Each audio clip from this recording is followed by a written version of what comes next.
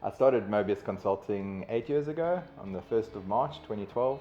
I was previously privileged enough to work at a number of the large audit and accounting and tax companies, and reached a stage in my career and my life, I suppose. I got to 40, maybe midlife crisis. Never waste a good crisis, they say.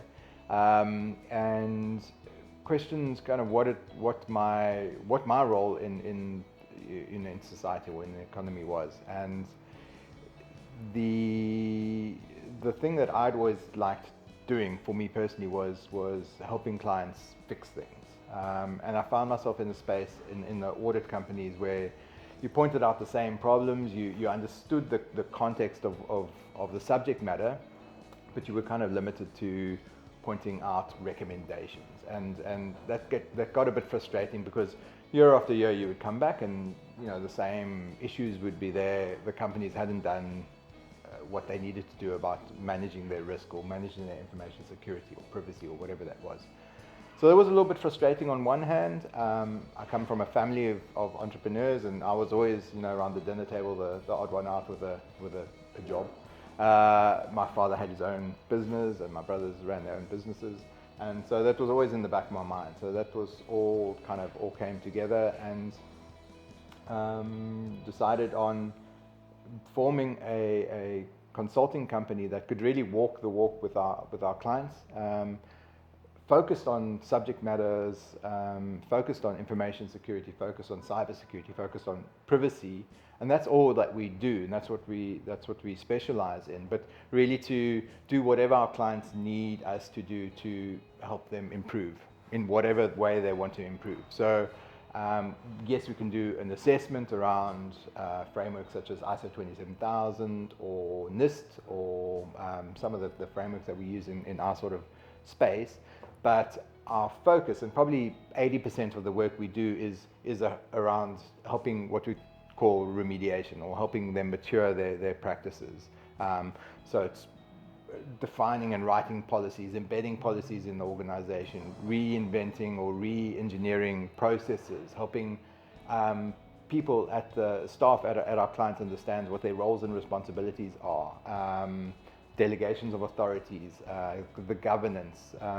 So we very much look at the governance, people, process, and technology of any solution, and try pull all of that together, because sometimes those are disparate topics at our clients.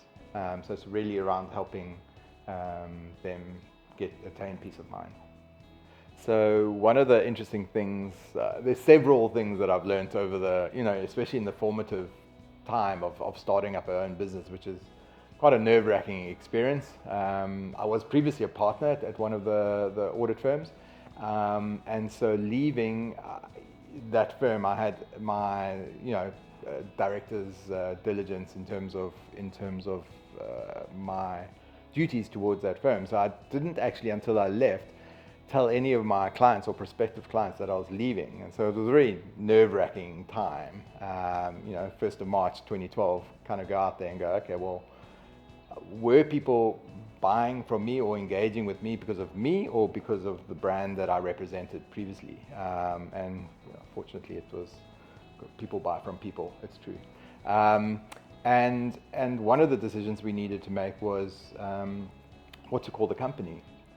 And one of the reasons I got frustrated with the Big Four was the rules and regulations and risk management, which I completely understand from an audit perspective, but from an advisory perspective, a lot of those rules didn't really make sense to us. So there were certain areas that we couldn't do work in. We couldn't do work for a client that was a listed client that we had audit, that we were the auditors for, and that kind of was frustrating. So I was looking for something that spoke to limitlessness or lack of boundaries, and I initially started off with that sideways 8, the infinity symbol, and that is called a lemnis gate, which is sounds more like a skin disease to me than the name of a company.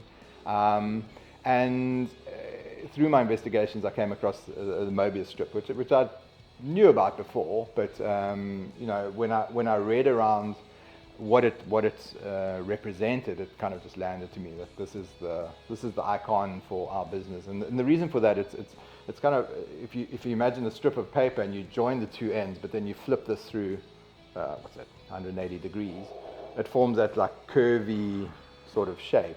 And mathematically, it's the only shape that only has one boundary. Because if you run your finger around the middle of it, you actually have to go around twice to get to the same point. So that only having one boundary spoke to me in terms of kind of the opportunities that we could face if we built this business.